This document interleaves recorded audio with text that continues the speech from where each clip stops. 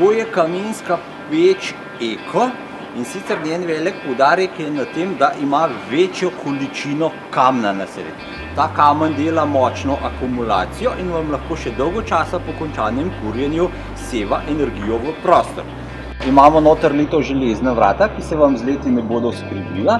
Imamo sekundarno kroženje zraka mimo stekla, da vam steklo ne zasaji, in imamo zelo široko kurišče.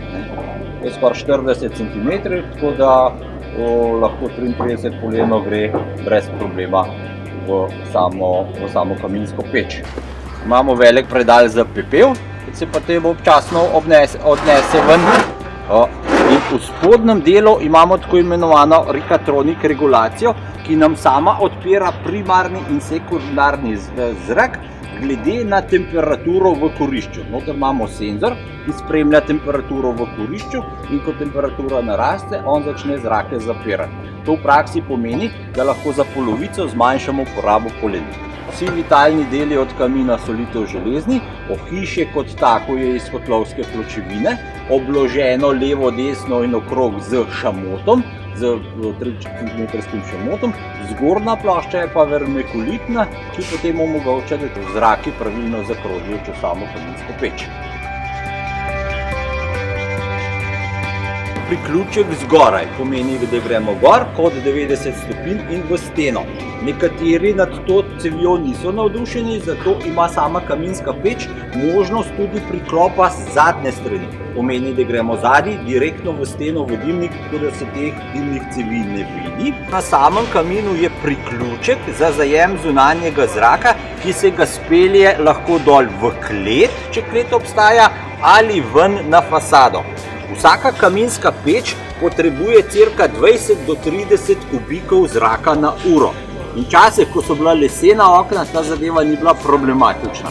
Danes smo vgradili plastična okna, v hiši je lahko rekuperator, v istem prostoru je kuhinjska napa in te zadeve so lahko sporne, da boste v prostor dobili monoksid, oziroma druga stvar je, da boste mogli imeti oken na kip odprt, zaradi tega, da kaminska peč lahko sploh gori. Zdaj, dimenzijo zajema zunanjega zraka ponovadi najlažje definiramo na ta način, da tako količino, kot jo speljemo z zgornje strani v dimnik, tolikšno količino moramo pripeljati z notranje strani. To se pravi, če je dimnik 180, je treba potem zrak pripeljati 180.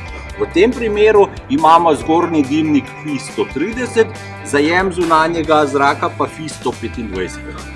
Na tem kaminu se tudi vidi priključek za električno energijo, in sicer ta priključek je namenjen temu, da kamin glede na temperaturo v samem kurišču odpira primarni in sekundarni zrak.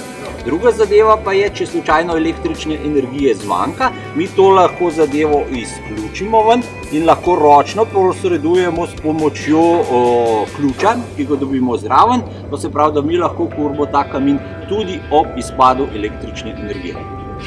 Na tem kaminu smo videli zelo velik letnic, tako da lahko pri sami dobavi dobite kamen z veliko letnicami, srednjo ali pa popolnoma gladkega. To je naraven material in mi pri samem naročilu ne moramo zbirati, ali bomo dobili tak kamen ali bomo dobili tak kamen.